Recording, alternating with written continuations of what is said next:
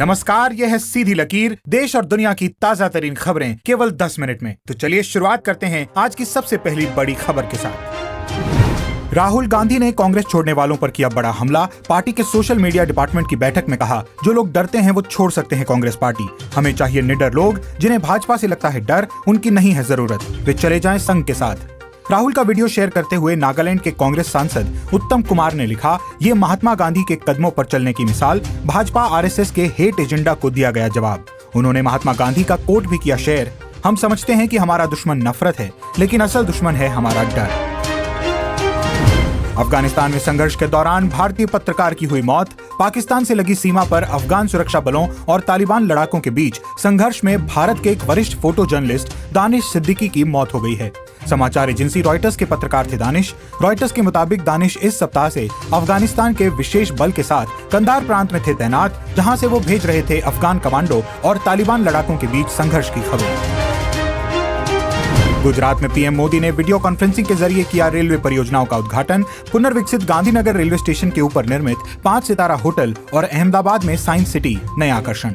गांधीनगर देश का पहला रीडेवलप्ड रेलवे स्टेशन, यहाँ यात्रियों को मिलेंगी एयरपोर्ट जैसी कई सुविधाएं। कार्यक्रम में गुजरात के सीएम विजय रूपाणी, केंद्रीय गृह मंत्री अमित शाह भी रहे मौजूद।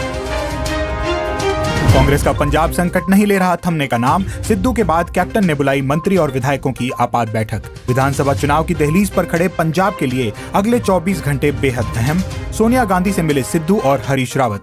रावत ने कहा, सोनिया गांधी लेंगी अंतिम फैसला। आपको बता दें, सिद्धू को प्रदेश अध्यक्ष बनाने की खबरों से नाराज हैं कैप्टन। लोक जनशक्ति पार्टी में टूट के बाद पहली बार चाचा पशुपति पारस से मिल सकते हैं चिराग पासवान। चिराग ने दिए इसके संकेत, कहा, हम दोनों ही हैं सांसद, ऐसे में मॉनसून सत्र के दौरान उनकी मुलाकात होना नहीं है अस्वाभाविक। पार्टी पर हक के लिए जारी रहेगी लड़ाई, अभी नहीं है किसी से गठबंधन की तैयारी। उत्तर प्रदेश में असदुद्दीन ओवैसी की बढ़ती ललकार। बिहार की तरह मुस्लिम बाहुल सीटों पर बिगाड़ सकते हैं विपक्ष के समीकरण।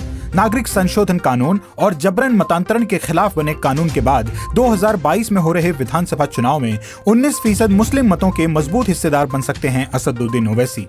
ताल ठोककर मुस्लिम मतों के बिखराव की संभावना कर दी है प्रबल। इसी बीच उत्तर प्रदेश चुनाव से पहले राजभर ने दिया ओवैसी को धोखा। ओवैसी को पश्चिम यूपी में अकेला छोड़कर पूर्वी यूपी की तरफ बढ़ गए राजभर। कांवड़ यात्रा को लेकर सुप्रीम कोर्ट ने इख्तियार किया सख्त रुख। योगी सरकार ने दी कांवड़ यात्रा की मंजूरी, पर कोर्ट ने साफ कहा, पुनः विचार करें वरना हम सुनाएंगे फैसला। जीने का अधिकार सर्वोपरि, हर तरह की भावनाएं संविधान के अनुच्छेद 21 के अधीन। इस बीच केंद्र सरकार ने शीर्ष अदालत से कहा, राज्यों को नहीं दी जाएगी कांवड़ यात्रा की अनुमति। निर्दिष्ट स्थानों पर टैंकरों द्वारा की जाएगी गंगा जल की व्यवस्था। तालिबान के सवाल पर भड़के इमरान खान। आरएसएस को बताया भारत पाकिस्तान की दोस्ती में दीवार। इन दिनों हमदर्दी बटोरने के मिशन में जुटे हुए हैं पाकिस्तान के प्रधानमंत्री इमरान खान।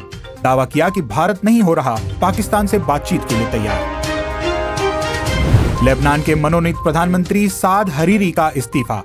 बोले, अल्लाह करे इस मुल्क की मदद। 9 महीने के राजनीतिक गतिरोध के बाद राष्ट्रपति के साथ मतभेदों का दिया हवाला। बुरी तरह आर्थिक संकट और अंतर्राष्ट्रीय मुद्रा कोष से कर्ज नहीं मिलना बढ़ा सकता है संकटग्रस्त लेबनान के लिए और मुश्किलें। बालिका वधू की दादी सास सुरेखा सीकरी का कार्डियक अरेस्ट से हुआ निधन। फिल्मी हस्तियों ने दी श्रद्धांजलि। उन्हें बताया मनोरंजन उद्योग के बेहतरीन प्रतिभावान लोगों में से एक। फिल्मकार जोया अख्तर, जानवी कपूर और विजय वर्मा ने भी इंस्टाग्राम पर अभिनेत्री को दी श्रद्धांजलि। 75 साल की सुरेखा सीकरी को पिछले दिनों हुआ था ब्रेन स्ट्रोक। दिल्ली सरकार ने हाई कोर्ट में कहा, नई आबकारी नीति से शराब के व्यवसाय में फैला भ्रष्टाचार होगा कम, व्यापार में बढ़ेगी प्रतिस्पर्धा। नई नीति उपभोक्ताओं के लिए है फायदेमंद। बता दें, भारतीय जनता पार्टी के सांसद प्रवेश वर्मा की तरफ से दायर की गई याचिका के तहत शराब की होम डिलीवरी को दी गई है चुनौती। अब स्टॉक मार्केट अपडेट। कारोबारी हफ्ते के आखिरी दिन नए रिकॉर्ड पर खुलने के बाद सपाट होकर बंद हुआ बाजार। सेंसेक्स लगभग 19 अंक की गिरावट के साथ 53,140 के स्तर पर हुआ बंद। वहीं निफ्टी 0.80 अंक की मामूली गिरावट के साथ 15,923.40 के स्तर पर हुआ बंद। IT, media, finance services, private bank और पीएसयू लाल निशान पर हुए बंद, जबकि फार्मा, ऑटो, मेटल, एफएमसीजी और रियलिटी हुए हरे निशान पर बंद।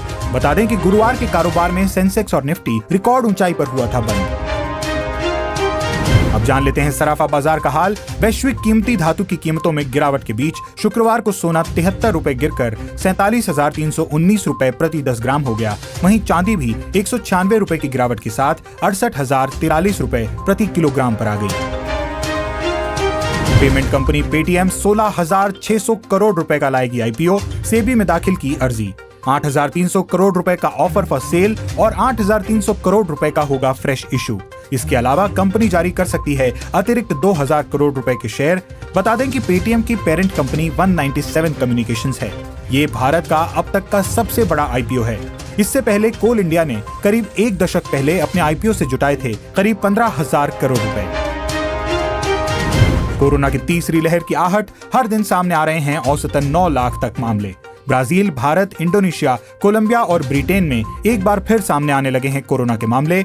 WHO के मुताबिक 5 जुलाई से 11 जुलाई के बीच दुनिया भर में सामने आए 30 लाख से ज्यादा कोरोना के नए केस।